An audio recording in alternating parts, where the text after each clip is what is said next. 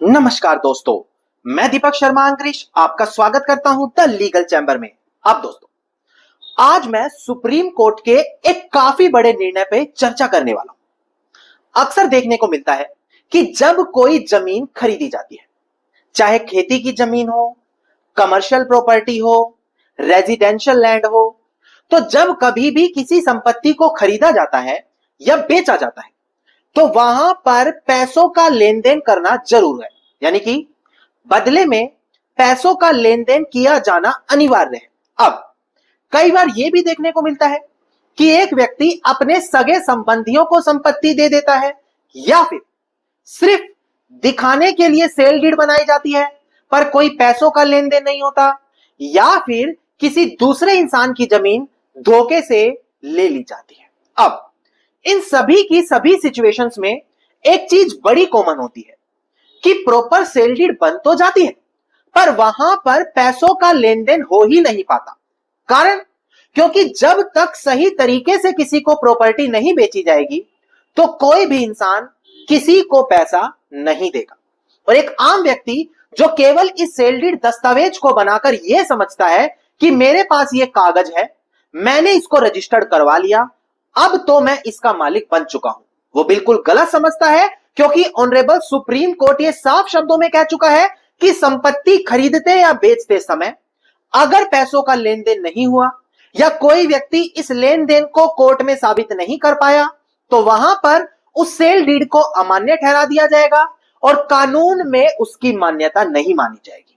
और यही चीज ऑनरेबल सुप्रीम कोर्ट ने अपनी बिल्कुल लेटेस्ट जजमेंट में चर्चा की है, जो आज की वीडियो में मैं आपको क्लियर करके देने वाला हूं। अब दोस्तों, अगर आप लोगों को लीगल चैम्बर्स की वीडियोस अच्छी लगती हैं, अगर आप लोगों को हमारी टीम की तरफ से किए गए एफर्ट्स अच्छे लगते हैं तो बिल्कुल छोटा सा अनुरोध है, इस वीडियो को लाइक जरूर करें और कमेंट सेक्शन में जरूर लिखें कि देश और दुनिया के किस कोने से आप हमारी ये वीडियोस देख रहे हैं। तो चलिए दोस्तों, अब आज की इस वीडियो को हम ज्यादा लंबा ना करते हुए आज की इस वीडियो को स्टार्ट करते हैं।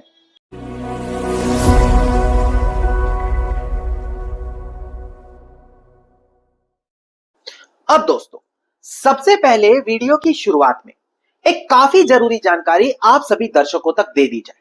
देखिए, ऐसा नहीं है कि ऑनरेबल सुप्रीम कोर्ट पहली बार कोई ऐसी बड़ी जजमेंट लाया है। सेल डीड यानी कि बैनामे से जुड़ी ऑनरेबल सुप्रीम कोर्ट पहले भी काफी बड़ी बड़ी जजमेंट दे चुका है। सिर्फ फर्क इतना होता है कि आप लोगों तक वो सभी की सभी जजमेंट्स आ ही नहीं पाती, इसीलिए आप लोग इस जानकारी से कभी भी खुद को अपडेट नहीं रख पाते। पर इसका समाधान अब लीगल चैम्बर आप लोगों के लिए लेकर आ गया है। हम बात कर रहे हैं वीआईपी व्हाट्सएप ग्रुप के बारे में। यह एक ऐसा व्हाट्सएप ग्रुप है जहां पर हर एक सदस्य को हर एक लेटेस्ट जजमेंट दी जाती है।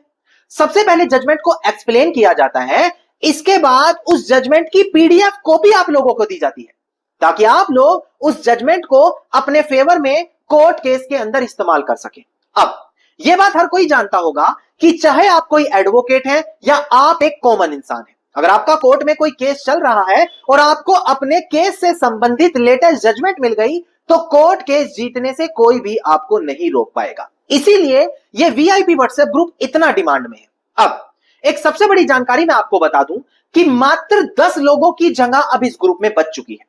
इसके बाद ग्रुप फुल होगा और नया ग्रुप बनाया जाएगा जिसके जो चार्जेस हैं वो बढ़ाए जाएंगे। अगर आप इस ग्रुप को अभी ज्वाइन करते हैं तो मात्र 1000 रुपए आपको देने हैं। इसके बाद आपको ग्रुप में ज्वाइन किया जाएगा और 1 साल के लिए यह ग्रुप बिल्कुल आपके लिए फ्री हो जाएगा। पर जब नया ग्रुप बनेगा 10 लोगों को पूरा होने के बाद उसका प्राइस ऑटोमेटिकली बढ़ने ही वाला है।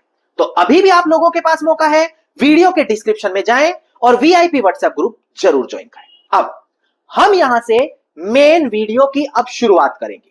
बड़ी ध्यान से एक एक चीज अब आपको समझनी है। देखिए, जब कभी भी किसी संपत्ति को ट्रांसफर किया जाता है, किसी दूसरे को दिया जाता है, तो उसके लिए हमारे कानून में ट्रांसफर ऑफ प्रॉपर्टी एक्ट बनाया गया है।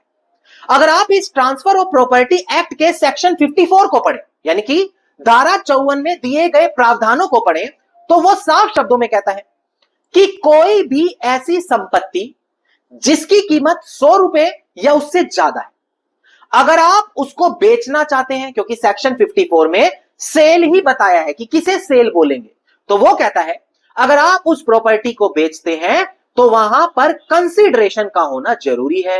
कंसीडरेशन मतलब बदले में पैसों का लेन देन या किसी चीज का लेन देन करना अनिवार्य है। अब चाहे तो कुछ पैसा उसी समय दे, बाकी फ्यूचर में ले ले, चाहे सारा पैसा उसी समय ले या थोड़ा बहुत उसी समय लेकर बाद में सारा पैसा ले, पर यह कंसीडरेशन होना जरूरी है।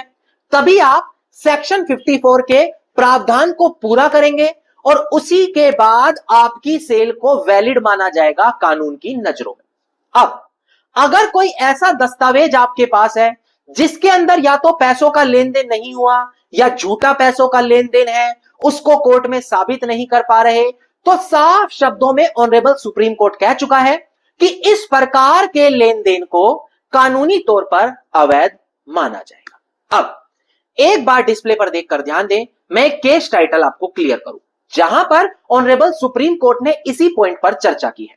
देखिएगा दोस्तों डिस्प्ले पर, देखिए केस टाइटल है Shanti Devi since डिकीज through legal representative, जो यहां पर अपीलियंट है, versus Jagan Devi and others, जो यहां पर रिस्पोंडेंट है। सिविल अपील नंबर है 11795 और 2025 और 12 सितंबर 2025 का ऑनरेबल सुप्रीम कोर्ट का यह निर्णय है। तो इससे आपको पता लग ही गया कि लीगल चैंबर हर एक लेटेस्ट जानकारी अपने सभी दर्शकों को देता है, इसीलिए यह जजमेंट ग्रुप इतना इंपॉर्टेंट है। तो आप तुरंत इस चैनल को सब्सक्राइब करके नोटिफिकेशन बेल आइकन जरूर दबाएं। अब अगर जो वीडियो में जजमेंट बताई गई है इसकी कॉपी पाना चाहते हैं तो वीआईपी व्हाट्सएप ग्रुप जरूर ज्वाइन करें, वीडियो के डिस्क्रिप्शन में नंबर दिया है। अब डिस्प्ले पर देखकर ध्यान दें कि आखिरकार ऑनरेबल सुप्रीम कोर्ट ने यहां पर क्या कहा। देखिएगा दोस्तों डिस्प्ले पर, यहां पर ऑनरेबल सुप्रीम कोर्ट ने इस बात को दोबारा से दोहराया कि देखो, अगर कंसीडरेशन मौजूद नहीं है, पैसों का लेन देन नहीं है, तो इसे वैलिड सेल नहीं माना जाएगा section 54 transfer of property act के तहत। और इस प्रकार का जो डीड होगा, यानी कि सेल डीड होगी जिसे आप बेनामा कहते हैं, उसको वॉइड बोला जाएगा और वो किसी भी यूज की नहीं रह जाएगी।